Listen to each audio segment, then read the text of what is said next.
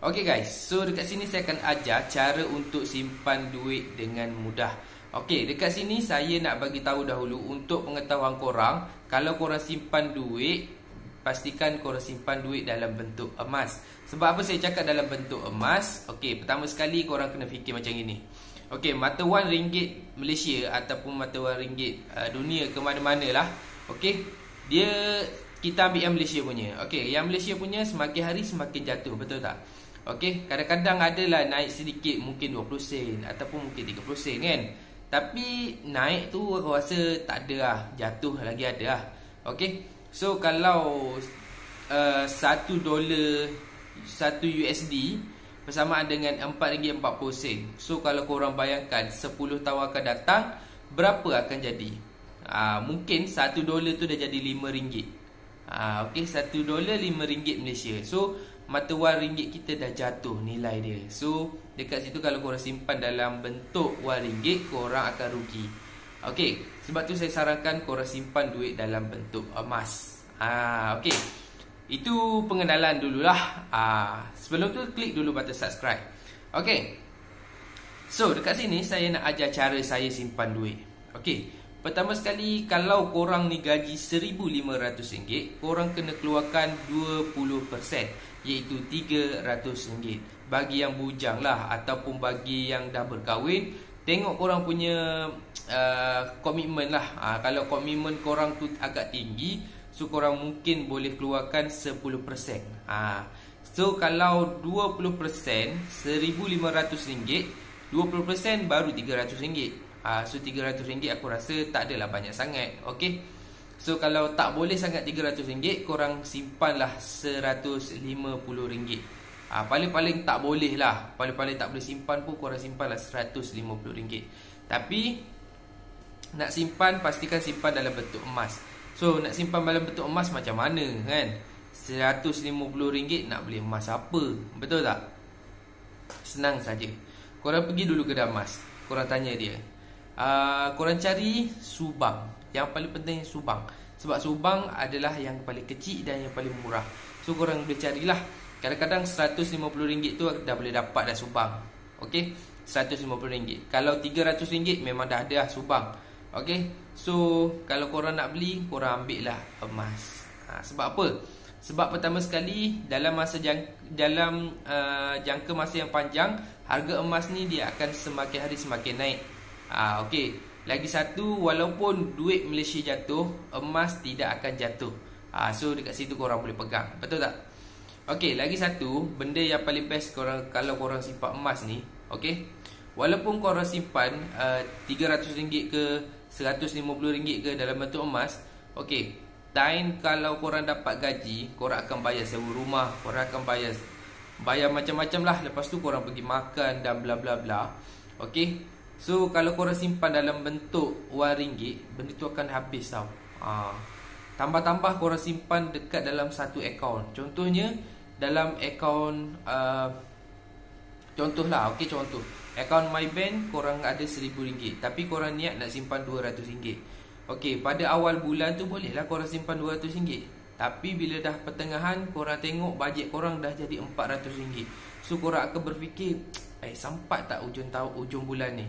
Okay, sebab awal bulan tu korang dah beli macam-macam kan. Dah nak makan tu, nak makan ni. So korang boros lah, korang boros.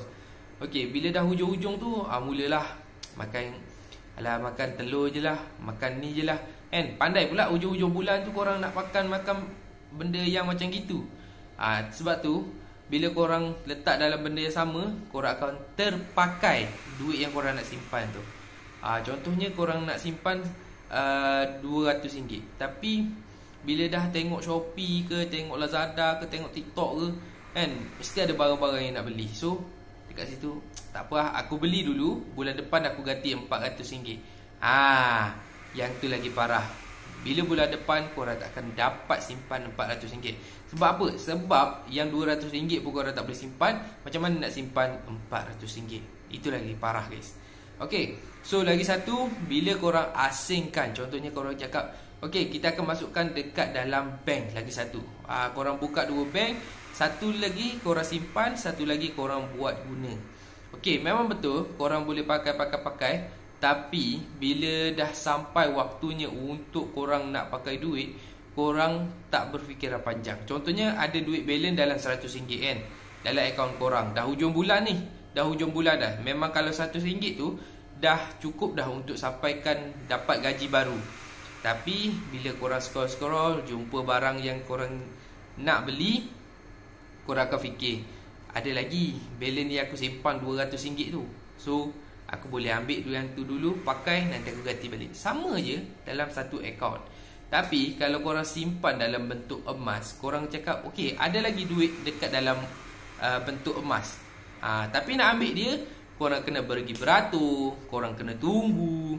Lepas tu nak pergi leceh. Nak pergi gadai tu jadi susah, nak jual pun susah.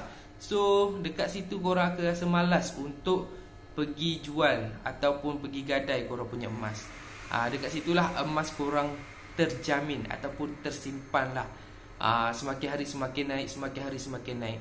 Lagi satu, kalau yang bujang tu memang patutlah korang simpan emas. Sebab apa? Bila korang nak berkahwin nanti senang. Sebab emas dah ada, korang boleh pakai emas untuk buat hantaran. Memang wow. Tapi itulah kan, kalau nak buat macam saya, boleh buat. Okey, lagi satu, kalau cara saya, bila saya simpan emas, okey, saya akan beli RM200. Contohnya saya ambil RM200, saya beli subang. Okey, kali kedua saya akan ambil lagi RM200 untuk beli subang. So total subang saya dapat untuk 2 bulan adalah 2. Betul, 2 bentuk subang. So bila gaji yang ketiga, saya akan gadai yang pertama dan yang kedua, dan saya akan ambil yang ketiga ni. So maksudnya bila saya ambil yang ni 200, yang ni 200, bila saya pergi gadai, saya akan dapat sini 100.5, sini 150 kan. 150 dah jadi 300 sebab dia 70% bila korang gadai.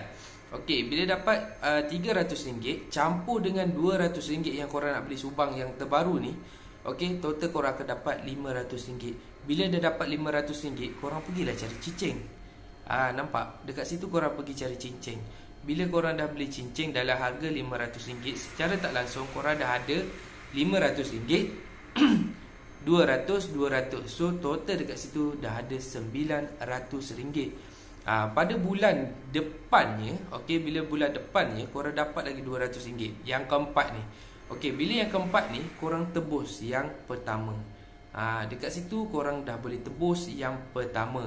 Bila tinggal satu lagi yang tak tebus, bulan seterusnya korang tebus lagi. Nampak tak? Dekat situ korang akan dapat lagi banyak emas yang korang dapat. Senang saja. Korang tak akan rasa macam tercekik ataupun takkan rasa inilah tak cukup makan. Okey. Sebab apa? Sebab korang keluarkan dalam jumlah yang kecil. Lepas tu korang takkan terasa pun benda tu. Tapi bila sedar-sedar, bila dah setahun korang buat cara saya ni, secara tak langsung korang dah mempunyai emas yang banyak. So tak rugi kalau korang pakai. Lagi satu, kalau korang nak contoh nak beli motor ke, nak beli kereta ke, so tak perlu nak buat loan bank, tak perlu korang nak pergi pinjam duit. Korang boleh pakai emas korang dan buat saja yang macam itulah. Daripada awal sampai akhir korang gadai, korang tebus. Santai, betul tak? Lagi satu, memang benda ni terbaik. Korang beli pada tahun ni, contohlah, okey, korang beli tahun ni 1,000 dan mungkin 10 tahun akan datang yang korang beli 1,000 ni dah jadi 2,000 ataupun 3,000. So dekat situ korang dah memang untung sangat banyak. Kalau korang simpan duit dekat dalam bank, adakah dia punya kenaikan macam gitu? Tak kan? Semakin hari semakin jatuh adalah. Mungkinlah korang dapat, okey, saya dapat dividen. Contohnya ASB, okey, ASB ke ataupun mana-manalah, okey, saya dapat dividen berapa untuk setiap tahun. Betul, korang akan dapat dividen. Tapi cuba korang fikir, dengan kejatuhan wang ringgit Malaysia, adakah duit yang korang simpan tu adalah semakin tinggi disebabkan dividen? Tak kan? Tapi kalau korang simpan emas, harga emas akan tinggi. So walaupun mata wang jatuh, tetap kenaikan emas tu akan naik. So dekat situlah korang akan untung. Okay, so sampai di sini dulu saya punya video. Korang boleh klik dulu button subscribe, like dan juga share pada rakan-rakan korang. Okay, semoga korang berjaya dalam simpan wang ringgit, simpan emas. Jumpa di next video.